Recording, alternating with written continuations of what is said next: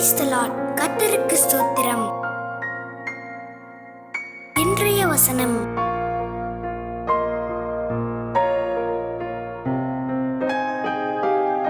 சங்கீதம் 112:5 முதல் 10 வசனங்கள். இறங்கி கடன் கொடுத்து தன் காரியங்களை நியாயமானபடி நடப்பிக்கிற மனுஷன் பாக்கியவான். அவன் என்றென்றைக்கும் அசைக்கப்படாதிருப்பான். நீதிமான் நித்திய கீர்த்தியுள்ளவன். துர்ச்செய்தியை கேட்கிறதினால் பயப்படான். அவன் இருதயம் கர்த்தரை நம்பி திடனாயிருக்கும்.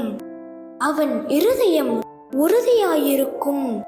அவன் தன் சத்துருக்களின் சரிக்கட்டுதலை காணும் மட்டும் பயப்படாதிருப்பான். வாரி இறைத்தான், ஏழைகளுக்கு கொடுத்தான்.